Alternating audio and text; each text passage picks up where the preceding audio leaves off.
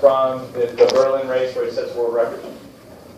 Starting out somewhat fast, slowing down, making strategic moves, responding to the situation. But then the big thing here is slowing before a big strong kick at the end. Okay, there in the last 2K rather than the last 5K. And so here, when we're in this position, and we're definitely in this position in terms of effort, do we think that he's below his anaerobic threshold? Probably not, right? So we look at endurance athletes, which we think of as purely aerobic, and we know that there's anaerobic contribution, right? And finally, we look at sprinters, and we talked about this as well. Think about aerobic contribution to efforts, right? We talked about it for a 100-meter effort, 13% of your ATP comes from aerobic pathways. We talked about how 200 meters, 35% comes from aerobic pathways. So even efforts that are very short don't specifically call on one energy system. What this then leads to is a sort of dichotomy, in that when we look at doing energy systems development, we're not looking at developing specific energy systems. We're looking at developing general metabolic qualities so that athletes are able to perform for various amounts of time and intensity and combinations of the two. Does that make sense? To think that we are training just anaerobic alactic, just anaerobic lactic, or just aerobic, to my mind, is the ESD equivalent of back and bis and chest and troughs, right? If we train muscles, we forget movements, but if we train movements, we'll never forget muscles. This is the same for ESD. We're not looking at anaerobic versus aerobic training days. We're looking at developing specific qualities, right? So that's long time, low intensity, moderate time, moderate intensity, low time, high intensity work that we go through. Okay, so we look first at developing these or identifying these weak links, where our athletes are going to be strongest and where they're not going to be, so that we can then in training augment and complement what they do in practice. That's the 30,000 foot view. Now coming a bit more narrow, we can start to look at building balance across a training week. So we look at a general sort of training week, a 7-day week with different intensities, okay, high, medium, low, and then off.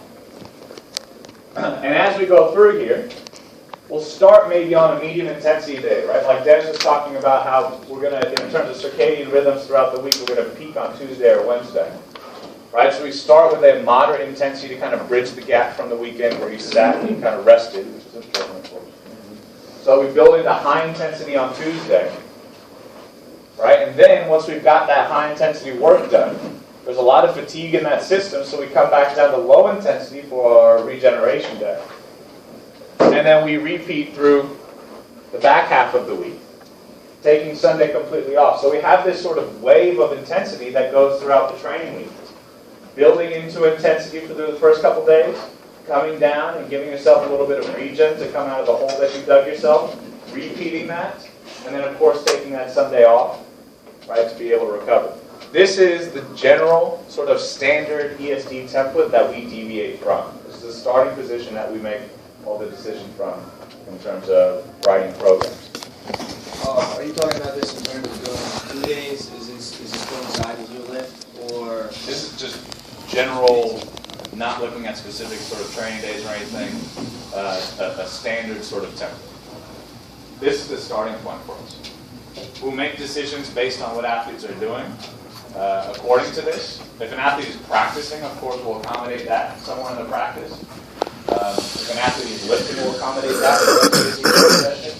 ESD on its own, this is the standard that we'll use across our 6-day training. Once you consider those variables, right, you built training or you built intensity throughout the training week, then we're able to get into the nitty-gritty and start to target specific metabolic qualities. Now we're actually able to start to put together different training days. Does anybody know who that is? Roger Bannister. Roger Bannister. Do you know what that is? Breaking the, is that the finish line? Yeah. He's breaking the 4-minute mile. That's right. He's the first man in history to run a mile in less than 4 minutes. We're looking at targeting specific metabolic qualities. So now we can start to look at actually programming drills to target those specific areas that we understand our athletes are not going to be good at because of where they're practicing.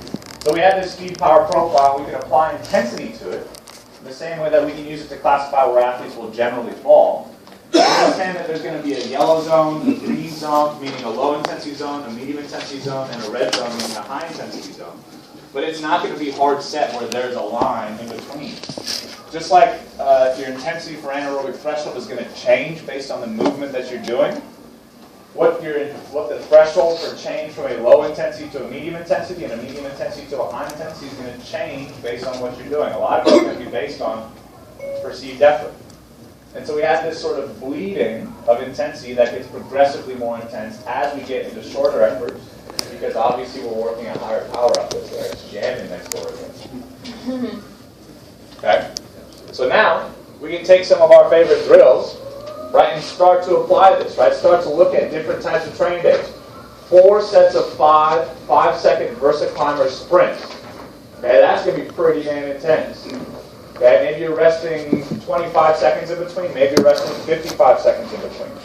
This actually happens to be one of my favorite ESD workouts. 4 sets of 5-second VersaClimber sprints. I do it 25 seconds rest between reps, and then 2 minutes of rest between sets. The reason I like doing it is if you do 4 sets of 5, how many total reps do you do? 20, right? And if you do 25-second sprints, how long do you sprint? 100 seconds. So if you sprint for 100 seconds and you're on the VersaClimber, which gives you your total feet, if I've done 623 feet in 100 seconds, how many feet per second have I gone? If I've done 623 feet in 100 seconds, it's 6.23 feet per second. That is a power number. That is a number that's incredibly easy for me to get. That's something that's incredibly easy for me to track. Next week when you come back to this, hey, you did 623 feet last time. That's all the cheerleading I need to do, right? Because then they want to start to beat that. 50-yard sprints, okay, out on the tennis court if you can accommodate somewhere. Out on a field. 100 meters running on the erg, max speed on the curve. Those are all going to qualify as different sort of high-intensity things. Metcon circuits, doing 1,000 feet on the VersaClimber and 200 kettlebell swings. Doing different types of prowler pushes and ropes and bear crawls and all these different sorts of things for different amounts of time. The key here, right? 20 minutes for 3 miles on an elliptical. 10-minute time trial on a bike. 15 minutes of ultimate ball, right? Playing a game or something like that. The key is that we can start to use different variables. We can start to put together different types of ESD sessions to target specifically where our athletes are going to be performing along this curve, right, by the amount of time that we know it's going to take them to complete that task. So I don't have to say, hey, I want you for 5 minutes between 123 and 136.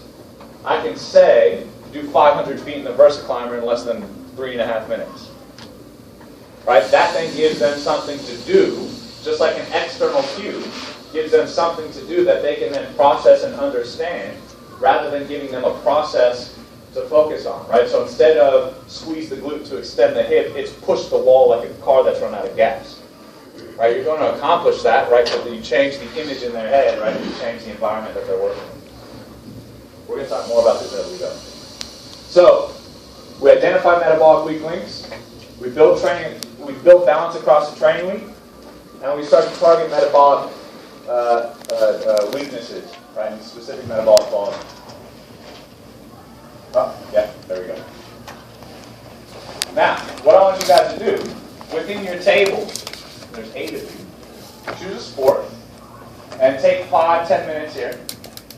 Where would an athlete of that sport have metabolic weaknesses? Meaning, where would they fall on that speed power profile? Where would their weaknesses be? How would you rank those, just like we did for that soccer player, 1, 2, 3? And then name 2 to 3 general drills that you may program to target those weaknesses. Does that make sense? Let's take 10 minutes and do that. You guys in the